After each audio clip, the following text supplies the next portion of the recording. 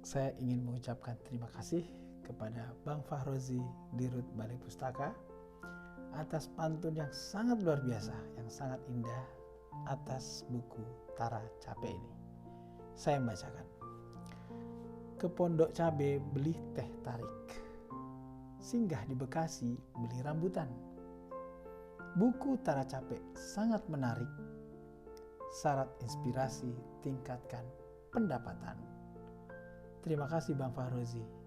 Ini pantun yang sangat menginspirasi buat saya pribadi untuk terus menggelorakan digitalisasi buat kemajuan UMKM Indonesia. Halo Sobat UMKM, jumpa lagi dengan saya, Daeng Acit di Tara Cabe Channel. Sebuah channel yang akan berbagi tips dan success story dari UMKM dalam berbagai rintangan. Yuk simak tips berikut ini. Kali ini saya akan membahas tentang bagaimana dari sisi aspek produksi. Marketing klasik mengajarkan kita 4P. Product, place, promotion, dan price. Kali ini ada 3 tips dalam buku ini. Saya akan ulas jadikan satu, khususnya terkait dengan produksi. Dalam buku ini, tips ke-6, saya menuliskan tentang diet produksi. Mengapa diet produksi? Waktu saya menulis buku ini adalah saat pandemi. Sehingga satu-satunya cara untuk mengurangi kerugian adalah melakukan diet produksi atau mengurangi jumlah produksi. Selanjutnya bagaimana mengelola produksi itu sendiri. Ya. Ini pun termasuk untuk kedepannya, tidak hanya pandemi. Yang pertama, mulailah mengamati penjualan harian. Ya, kita dapat melihat produk apa saja yang paling laku, pada jam-jam berapa, segmennya seperti apa. Kita amati semuanya. Anggaplah itu sebagai database jumlah produksi yang pertama. Lalu yang kedua, kalau Anda tidak ingin mengambil risiko yang lebih besar dalam produksi, maka cobalah menawarkan dalam bentuk pre-order, gitu ya. Jadi pembeli akan melakukan pre-order sehingga Anda pun bisa membatasi atau mengetahui berapa jumlah produksi yang harus Anda siapkan. Lalu yang ketiga, jangan lupa pastikan memenuhi seluruh order layanan yang masuk. Seperti itu. Bagaimana menangkap peluang dari pre-order tadi? Maka manfaatkanlah akun sosial media Anda sebagai channel untuk menangkap peluang pre-order. Calon pembeli Anda dipaksa untuk masuk ke sana, gitu ya, agar mereka mengorder, melakukan pre-order melalui channel tersebut. Jangan lupa tampilkan berapa biayanya dan kapan harus dikirimkan kepada pelanggan Anda. Jangan sampai Anda melakukan pre-order dan H+1 Anda abai atau Anda ingkari terhadap pre-order tadi, maka itu adalah mimpi buruk buat bisnis Anda. Oke, kita lanjut ke tips yang nomor 7 dari buku Tara Cabe. Kita lanjut ke tips yang berikutnya. Siap olah sebelum saji.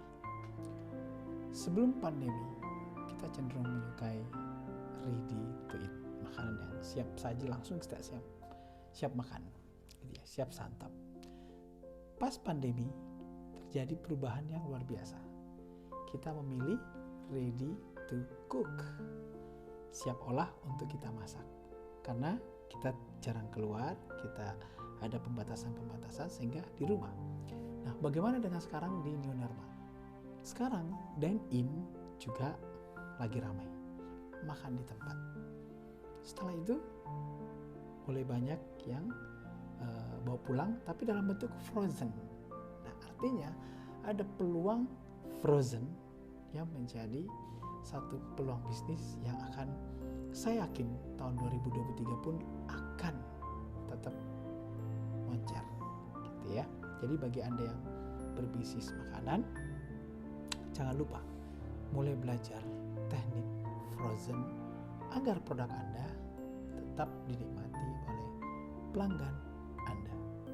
Frozen food tadi, jangan lupa, tidak hanya sekedar membekukan makanan tersebut, karena ada standar-standar kesehatan yang harus Anda ikuti.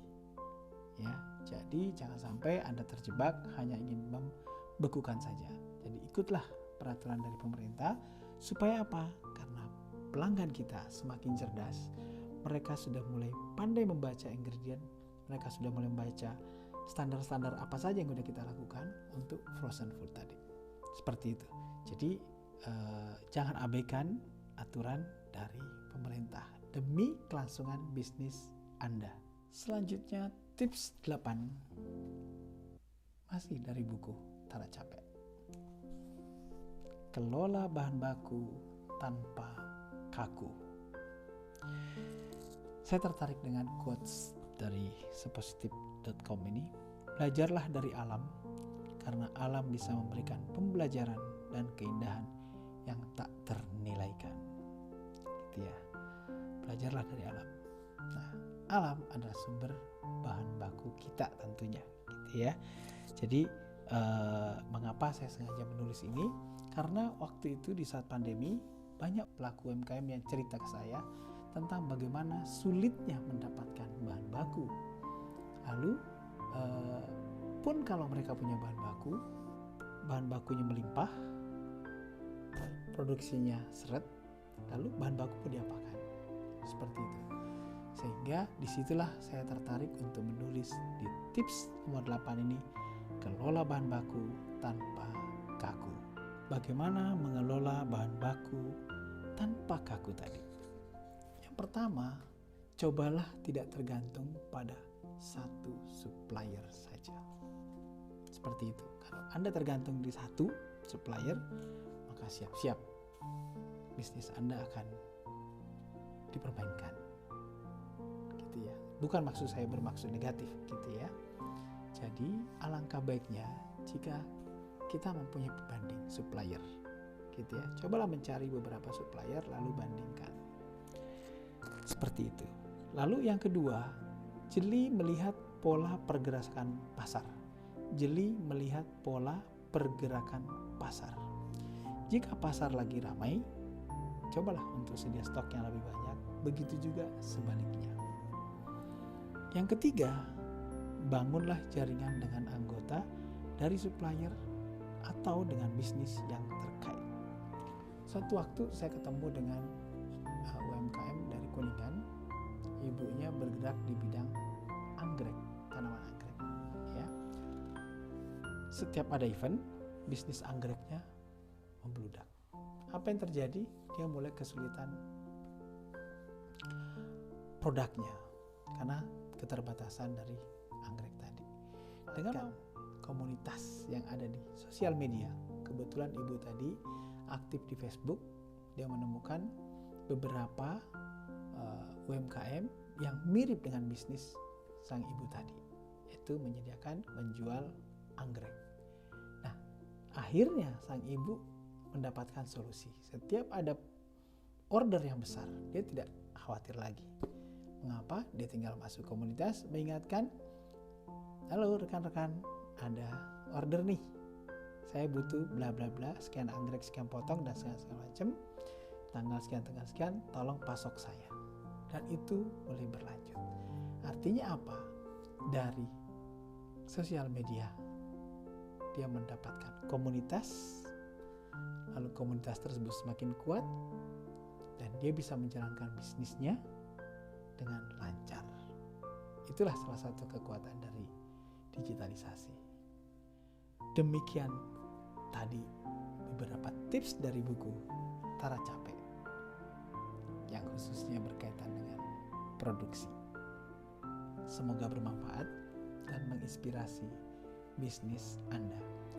Nantikan tips-tips berikutnya dari akun Tara Capek Channel. Setiap minggu saya akan berusaha berbagi tips dengan Anda para pelaku UMKM Indonesia, khususnya bagaimana memanfaatkan digital untuk memperkuat bisnis Anda. Jangan lupa likes, share, dan subscribe. Sampaikan ke rekan-rekan Anda, ke teman-teman Anda. Silahkan subscribe akun Tara Capek Channel. Sampai jumpa.